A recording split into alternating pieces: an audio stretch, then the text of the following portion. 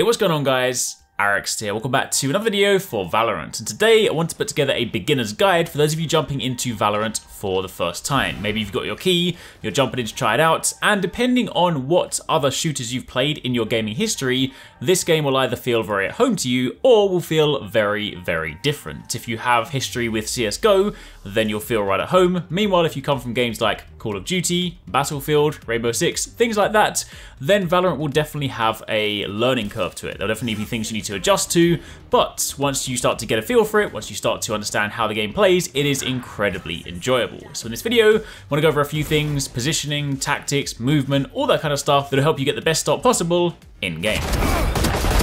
Put down, target down. So let's start at the top and talk about shooting. Ultimately, this is what you'll spend the majority of your time doing in this game, and hopefully you'll spend more time shooting people than getting shot. But either way, understanding the mechanics of the game is incredibly important. One of the first things you want to get into the habit of doing is learning to aim high. Headshots in this game are deadly, and learning to aim at head level for most of your engagements will oftentimes allow you to instant kill your opponents depending on the weapon that you have. Now, yes, this will take some adjusting to, but generally speaking, if you can get into the habit of understanding that aim height and positioning your shots in such a way, then means that whenever you do come into engagements, generally speaking, your crosshair will be on the right place, and if it is a one-on-one fight, you should come out on top. Of course, this also goes hand in hand with pre-aiming, learning where to aim before even peeking a corner. When you start to play the game more, when you start to learn the maps, when you start to learn where people will be, or if say your team has got like a Sova player and you've got the necessary intel, being able to pre-aim the corners when you're moving around. This is a tactic that is of course not exclusive to Valorant. This is of course a general FPS tactic, but learning to pre-aim corners at the right height when you move around, again, it's going to help you massively when it comes to winning those engagements. It's also important in a game like this to slow down your playstyle, and what I mean by that is obviously, when you're in an engagement, you need to think fast, yes, but when it comes to actually moving, you don't want to be sprinting around the map. This is not Call of Duty. You don't want to dash around the corner and expect to just be able to drop someone in an instant. You want to factor in that when you're moving in Valorant, when you are at running speed, there is no sprint, but when you're at running speed, your aim is not accurate. If you stand in front of someone, you run towards someone, and you spray from the hip, chances are none of those bullets are going to hit. So you want to learn and get into the habit of shift walking or crouch walking, because doing so will actually result in much greater accuracy. Obviously, if you want the most accurate shots, you want to stand still, but crouch walking, shift walking will be considerably more accurate than if you were sprinting, and thus if you are kind of running around a corner or moving around a corner, should I say, and you happen to see someone, then chances are you may be able to win that engagement, versus if you were sprinting, chances are you won't. Additionally, it's also worth considering that if you aim down sights, you do have a slightly reduced rate of fire on your gun, so learning to shoot and basically fire from the hip without ADS will ultimately result in faster kill time. Sure, sometimes you may want to aim down sights, it may be more natural to you, but the sooner you can get into the habit of hip firing, the better off you'll be. Additionally, it's also worth noting that weapons have spray patterns. Each weapon does have a learnable spray pattern with minor RNG spread towards the end of it. So if you get into the habit of kind of, holding down fire, then understanding these spray patterns is integral to mastering that weapon. Alternatively, if you're coming in and you're newer, you are much better off just basically burst firing your weapon, firing out single shots, because that will of course maximize your accuracy and then should give you some better results in your early engagements. Next up, let's talk about movement. Again, I spoke about the fact that shift walking is important, but from a movement point of view, it's also important because footsteps in this game are huge. In some games, you may not necessarily pay attention to footsteps. There may be a lot of things you can kind of rely on, like radars and whatnot, but generally speaking, in a game like this, footsteps are huge. You can hear them very noticeably whenever you're moving around the map, and similarly, if you are running yourself, the other team can also hear you. Shift walking or crouch walking will remove your footsteps completely, meaning you can move around the map stealthily. Yes, of course it's slower, but there's nothing worse than running around a corner with the enemy knowing that you're coming that way, and then they basically shoot you in the head because you've given away your position. So crouch walk, shift walk around corners and remove your footsteps. Additionally, crouching in itself is a very useful tactic. Generally speaking, it's good to use whilst trying to disengage from encounters, from combat and whatnot. As mentioned previously, you can shoot whilst crouching for decent accuracy. So if you're trying to sort of, get out of a fight or position yourself or get behind cover, then crouching in fire is a good way to go about doing this. Additionally, B-hopping is something you will probably want to try and get a handle on. This is essentially a movement trick you can learn to move slightly faster. It doesn't seem to give you the same movement speed increase that it would in something like CSGO, but it is incredibly important in a game like Valorant because if you take someone like Sage, who throws her ice on the ground and can heavily slow your movement, learning to B-hop or bunny hop will actually allow you to move across that ice considerably quicker, which will then hopefully stop you from being shot in the process.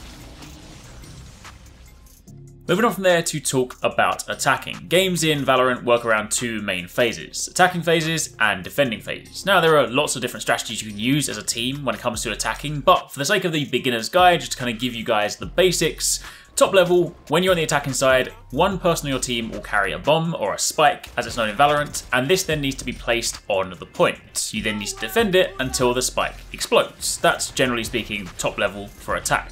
Now, of course, it's very important to communicate with your team where you can. Yes, again, as mentioned, sometimes communication, if you join random lobbies, isn't always that great. So in times like that, what you really want to do is pay attention to where your team are moving. Pull up the map, look at where the majority of your team are going, not necessarily saying you always need to stick together in one big group. Sometimes you may want to divide yourself, say send 3 people to one point, 2 to another, but generally speaking, whoever is carrying the spike is going to need some kind of backup. So in order to play effectively, you want to work with them, move with them, and try and effectively escort them to the point, and then lock it down together as a team.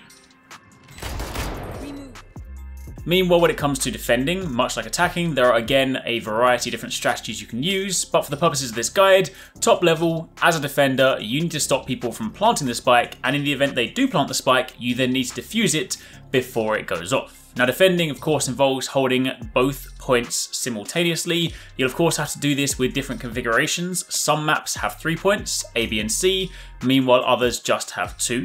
The main things you need to focus on as defenders are ensuring that all points are covered. Yes, that does mean that sometimes you'll have to hold a point on your own, but generally speaking, you don't want to leave one point uncovered because then it gives the attackers the opportunity to sneak in, plant the spike, and get an easy win. So again, even in the event you are not able to communicate with your team, or you just choose not to go on comms, pulling up the map, working out where your team have gone and looking for gaps, maybe 2 people have gone A, B is exposed and C is covered, it's then your job to try and fill in those gaps. Of course, when it comes to defending, you also need to make sure you're positioning yourself correctly, make sure you're covering those sight lines. If you're playing as characters like Cypher or other characters that have the ability to block off different walkways, ensure that you have corridors covered with abilities, corridors covered by your sight, and then ensure that no matter what happens, you're able to move around the point and try and defend as best as possible.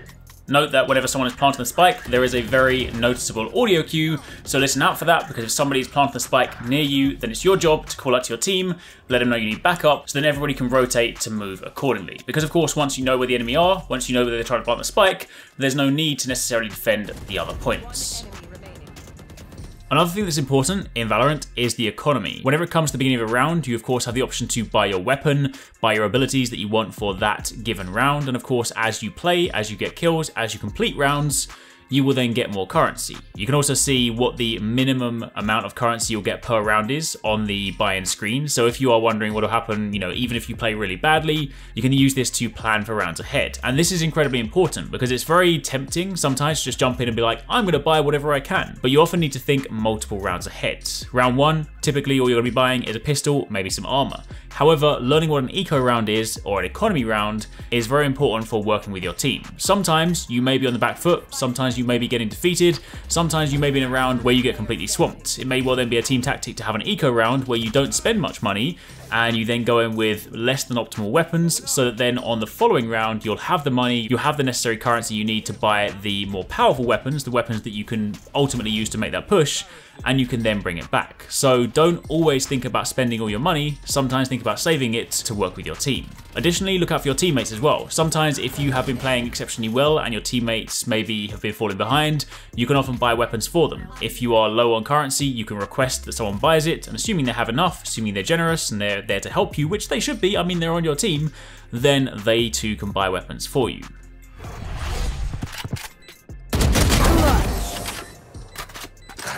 And then finally, to round it all out, the last thing is on positioning. Ultimately, this is important in pretty much any shooter, But when you're defending, you need to not be predictable in the way that you defend, and also the same thing goes for when you're peeking around corners.